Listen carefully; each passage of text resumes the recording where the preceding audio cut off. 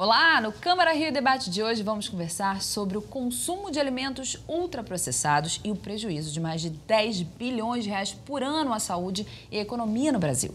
Os ultraprocessados podem estar relacionados a várias doenças, como diabetes, hipertensão e obesidade, por exemplo. A gente vai esclarecer as causas e os impactos desse cenário. Eu recebo a nutricionista Daniela Canella, que é também professora do Instituto de Nutrição da Universidade do Estado do Rio de Janeiro e pesquisadora do Núcleo de Pesquisas Epidemiológicas em Nutrição e Saúde da Universidade de São Paulo. Bem-vinda, Daniela, tudo bem? Olá, tudo bem. Também está aqui com a gente a Paula Jones, que é diretora executiva e fundadora da ACT Promoção da Saúde, uma organização não governamental focada no controle de tabagismo e no controle de doenças crônicas não transmissíveis. Bem-vinda, Paula, tudo bom? Obrigada. Bom receber vocês aqui, gente. Na contramão dos ultraprocessados, o Refeitório Gastronomia reaproveita alimentos e prepara pratos nutritivos de forma gratuita para moradores de rua e pessoas em situação de vulnerabilidade social. É o que a gente vai acompanhar na reportagem da Eliane Benício. Vamos ver. Bem-vindos à cozinha do restaurante Escola Refeitório Gastromotiva, na Lapa. Aqui, os alimentos são aproveitados ao máximo, em cardápios especiais. Legumes, em geral, favorecem os sistemas digestivo e imunológico, controlam o colesterol e o açúcar no sangue. Já as carnes contêm proteínas, vitaminas e ferro. Alimentos in natura, ou seja, obtidos direto da natureza e consumidos sem qualquer alteração, possuem os nutrientes necessários para a manutenção da saúde.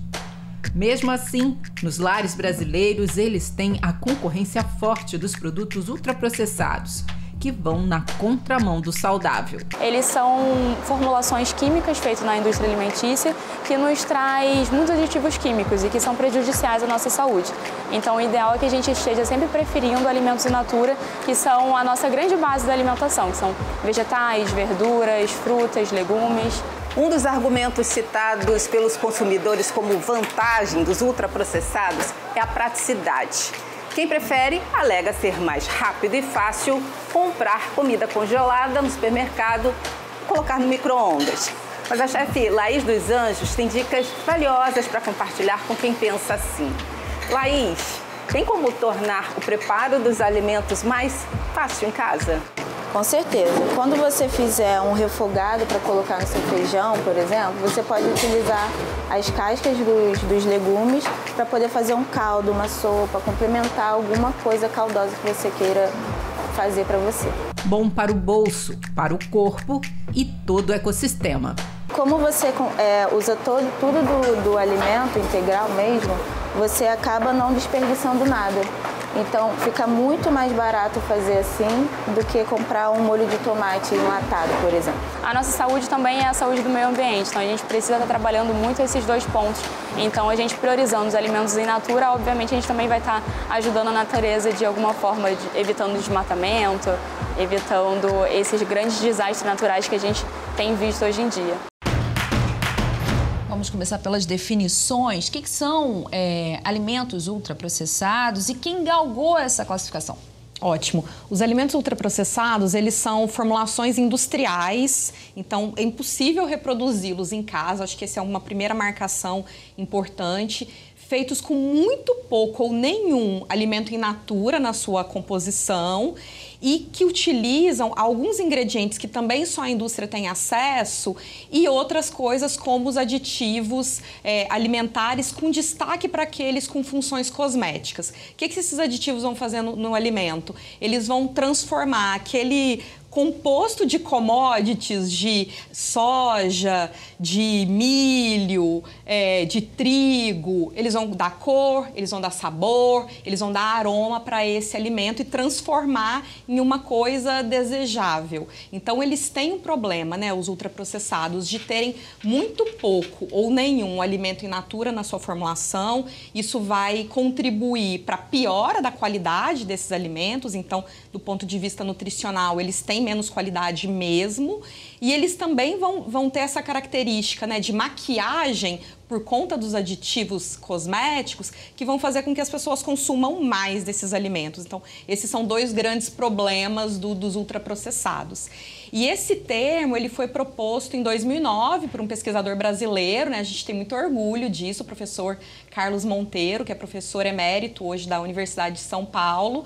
E no grupo de pesquisa, né, foi proposto esse termo no contexto da classificação nova, que é uma nova forma de agrupar os alimentos. Tradicionalmente, a gente agrupa com base nos macronutrientes, nos nutrientes, então fontes de carboidrato, fontes de proteína. Mas na hora que a gente vai ao supermercado, a gente não pega uma proteína, não pega um carboidrato, mas você pega um alimento in natura processado, como as frutas e hortaliças, você tem como pegar um pacote de biscoito, que é um ultraprocessado. Então, para entender, né, a questão da alimentação, essa é uma classificação que avança na compreensão da relação entre nutrição e saúde e também do ponto de vista de comunicação com a população.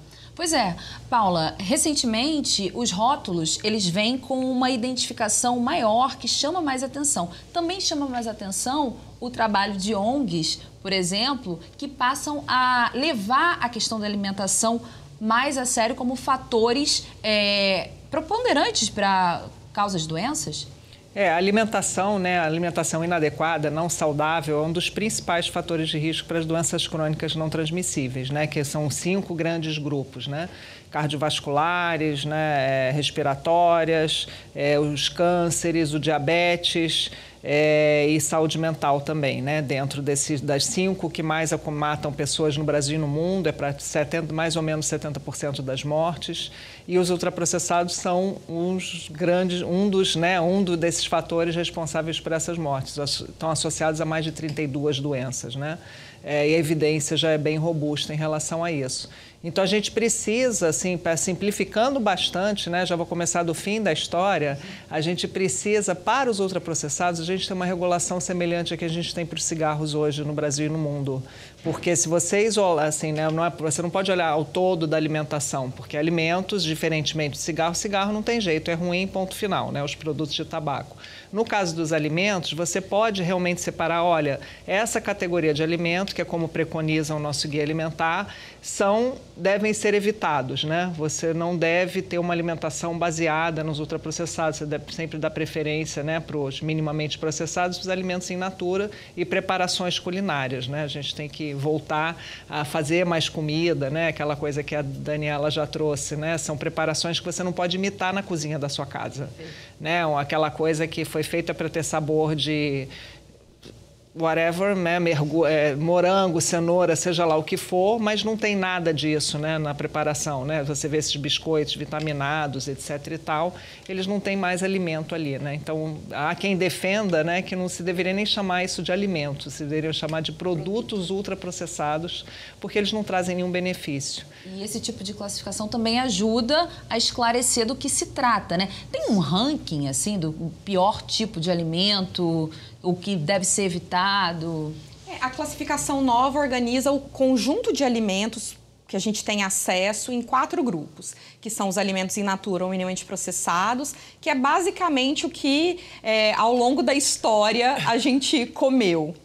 Os ingredientes culinários, que são ingredientes feitos pela indústria, mas que vão viabilizar o preparo dos alimentos in natura minimamente processados. Então, óleo, sal, açúcar, que a gente deve ter atenção à quantidade que utiliza, mas eles são importantes. Imagina fazer um arroz sem nada de óleo. Talvez ele não fique saboroso, provavelmente ele não ficará sem nenhum tempero, provavelmente não vai ficar gostoso. A terceira categoria são os alimentos processados, que também por muito tempo a gente fez isso em casa. Imagina uma compota de goiaba. Na época da goiaba, tem muita goiaba, chega uma hora que você cansa de comer goiaba, você cansa de tomar suco de goiaba, aí você faz um doce de goiaba e você vai aumentar o tempo de prateleira daquele produto. Então, outras compotas, conservas, carnes salgadas, todos esses vão entrar nessa categoria de processados, queijos, né? Os queijos tradicionais. E, por fim, a gente tem os ultraprocessados, que eles sim têm quase nenhum alimento de verdade na sua sua formulação. Então, seria aí uma gradação, né? Porque se você pensar, por exemplo, excluindo os ingredientes, porque eu acho que eles têm uma característica um pouco peculiar, mas se você pensar um abacaxi, você vai ter o abacaxi in natura no primeiro grupo, você vai ter o doce de abacaxi, a compota de abacaxi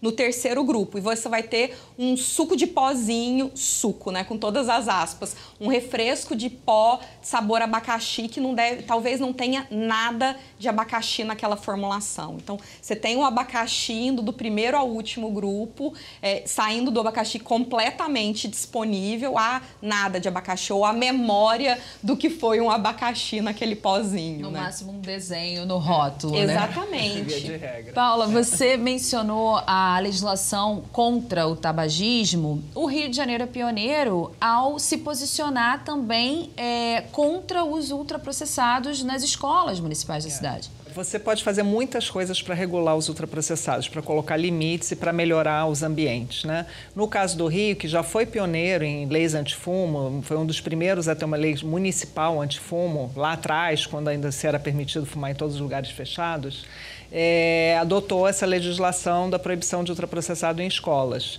Isso é excelente, né? Alguns estados, municípios já têm legislação similar, o Programa Nacional de Alimentação Escolar veda ultraprocessados, né? O problema é muito nas escolas particulares, mas a gente, enquanto município, a gente pode avançar ainda mais, né? Acho que estamos aqui num local propício para fazer essa discussão, que originariamente uma das propostas dessa mesma lei, eu acho que vale ter outra lei que fale exclusivamente sobre isso, você tem como, né, regular o ponto de venda. Isso é uma competência municipal, você não precisa de uma lei federal para regular o ponto de venda. Então, dando um exemplo muito concreto, que faz parte do cotidiano das famílias que têm crianças pequenas, é a questão do posicionamento desses produtos no supermercado, que normalmente eles estão numa posição muito atrativa para as crianças, quando você está na fila, saindo, eles estão abaixo, né, de 1,20 m, na altura do olho da criança. Isso você pode regular enquanto município. Isso seria uma coisa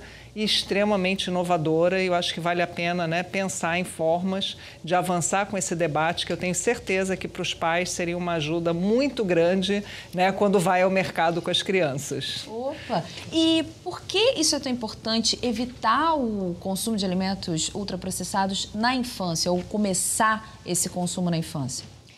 O consumo alimentar ele vai sendo modulado ao longo da vida, né? A pessoa vai criando o hábito. Há anos atrás, o consumo de refrigerante, por exemplo, aparecia de forma muito esporádica, numa celebração, numa festa, não fazia parte do dia a dia das pessoas, não é a realidade hoje. Então, se desde muito cedo as crianças forem expostas a ultraprocessados, consumirem ultraprocessados, elas vão perpetuar esse hábito ao longo da vida. Né? Se a gente olha para os dados nacionais hoje, a gente vê que os idosos têm um consumo crescente, mas não tão alto, os adultos um consumo intermediário e os jovens já têm um consumo maior, porque eles desde muito cedo foram expostos a isso. Né? A gente vê casos e o inquérito de saúde na infância mostra isso, que por vezes antes dos 6 meses as crianças já são expostas a ultraprocessado. Imagina refrigerante na mamadeira. Pode acontecer, né? E o que vai fazer ao longo da vida com essa criança que vai ter um hábito adaptado àquele alimento, o paladar dela está adaptado àquele alimento, depois para consumir um alimento in natura, ele vai parecer sempre sem graça, porque vai faltar alguma coisa que a indústria colocou ali e que faz aquele sabor explosivo, aquele desejo enorme por consumir aquele produto. E ao longo da vida, ela vai acumulando o risco de desenvolvimento de doenças crônicas. Então, é ruim para a formação de paladar, é ruim para os hábitos alimentares e a chance de desenvolvimento de doenças crônicas ainda na infância aumenta, na vida adulta, com certeza vai ser muito maior. Daqui a pouco, então, a gente continua conversando sobre isso. Câmara Rio Debate vai para um rápido intervalo e já volta.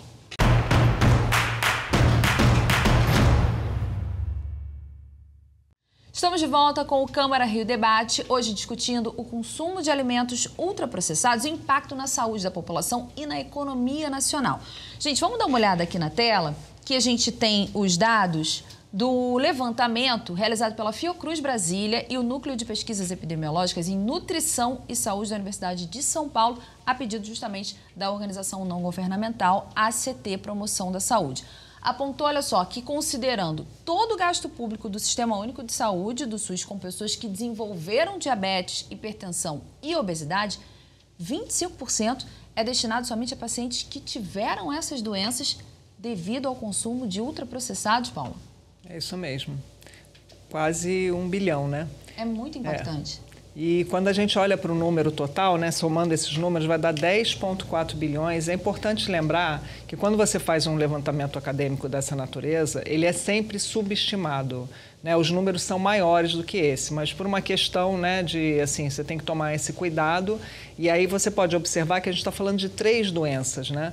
O consumo de ultraprocessado ele está associado a mais de 32 doenças. Então, esse é um número muito conservador, mas ele é importante para a gente colocar, né, esse número desse impacto na economia, o que isso significa para o Brasil. Por exemplo, vou dar um exemplo aí comparativo do que significaria. No Programa Nacional de Alimentação Escolar, isso seria 2 vezes o orçamento do Programa Nacional de Alimentação Escolar, que também é subfinanciado, que mereceria ter um reajuste mais robusto, que acompanhe a inflação, né, para garantir uma alimentação adequada e saudável para todas as crianças brasileiras que dependem.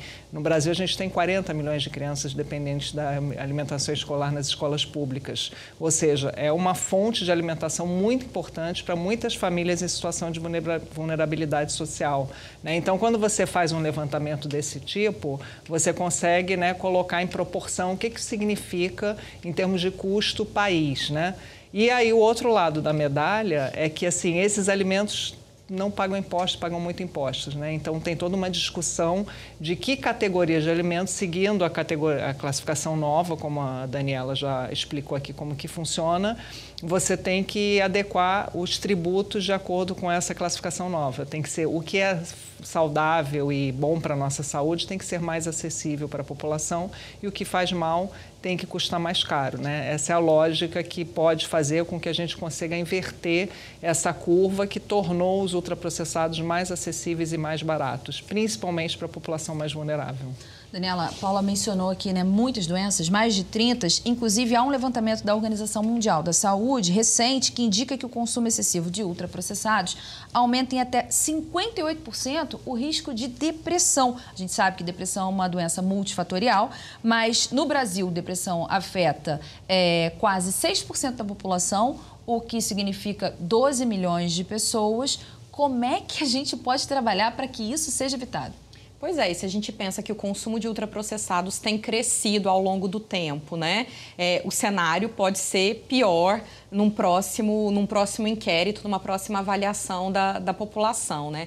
Acho que uma coisa muito importante é entender que não vai ter uma única medida que vai dar conta do controle do consumo de ultraprocessado, da redução, né? Então, a gente já falou aqui um pouco sobre ambientes alimentares, né? Sobre não ter oferta de ultraprocessado em escola, sobre a questão da rotulagem frontal, que informa o consumidor. Ela não é perfeita porque ela não é específica para ultraprocessado, mas que dá um alerta para o consumidor de alimentos que deveriam ser evitados ou que ele pelo menos fique ciente dos malefícios daquele alimento. Acho que a tributação é uma outra frente importante, a publicidade de alimentos, né? Então, a proibição de publicidade de ultraprocessados, principalmente para crianças, seria um outro elemento. Acho que a questão é pensar conjuntamente várias frentes de ação, né? Acho que o Brasil avançou ano passado quando propôs uma composição de cesta básica que não tenha ultraprocessado.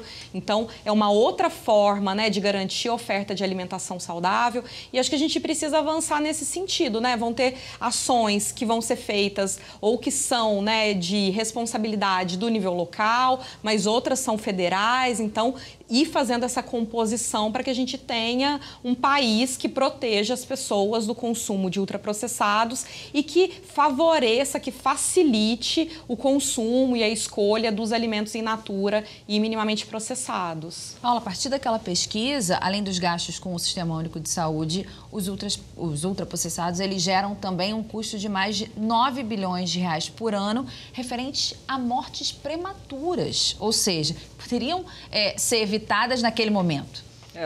São pessoas em idade produtiva que poderiam aí estar trabalhando, né, e tem mortes e doenças prematuras associadas ao consumo de ultraprocessados.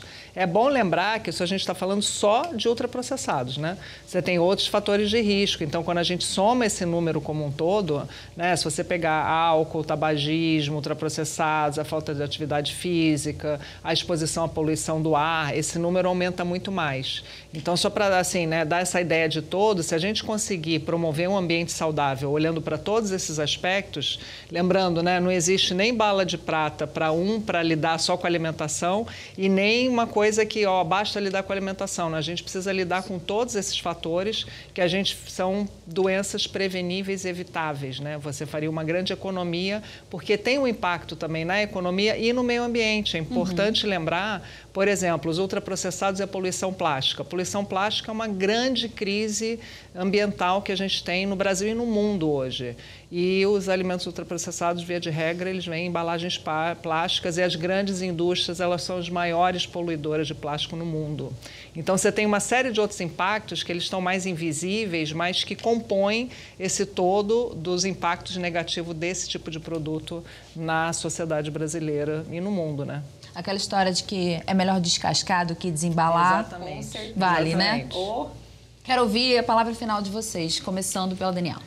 Bom, acho que a gente tem um guia alimentar desde 2014 que fala, né, que a gente deve ter como base da nossa alimentação os alimentos in natura, minimamente processados, as preparações culinárias feitas à base desses alimentos e evitar os alimentos ultraprocessados. Eu acho que para o futuro, para a saúde da nossa população, se a gente seguir essa premissa individualmente, mas também cobrando por políticas, né, e que favoreçam aí as escolhas e o contexto de vida das pessoas, eu acho que a gente vai ter uma sociedade mais saudável e mais viável para o futuro, né? Um mundo mais sustentável. E você, Paulo? Eu acho que vou reforçar um pouco esse ponto, que tem uma linha tênue entre a escolha individual e o que é possível de ser escolhido, né? Por isso que a gente promove essa ideia de que os ambientes têm que ser saudáveis e a gente ainda pode avançar muito com relação a isso. E não basta educação, que eu acho que é um ponto que eu quero deixar aqui. A educação é obviamente importante, a escolha individual ela é importante, mas se a gente deixar na mão da escolha individual e da educação, nada vai mudar. Então a gente precisa de medidas regulatórias, a exemplo do que foi feito nas escolas do Rio, para a gente conseguir, de fato, mudar essa realidade. Foi isso que mudou o caso do tabagismo. Não foi nem educação, nem escolha individual. Foram as medidas, o conjunto de medidas regulatórias que mudaram a realidade, a gente conseguiu reduzir para menos da metade e que é fantástico em termos de impacto na saúde. Obrigada, gente, pela presença de vocês. Maravilha ouvi-las. Até a próxima. Obrigada. O programa de hoje fica por aqui. Assista a nossa programação pelo canal 10.3 da TV Aberta e também ao vivo pelo YouTube. Siga a câmera e acompanhe tudo. Até a próxima. Tchau.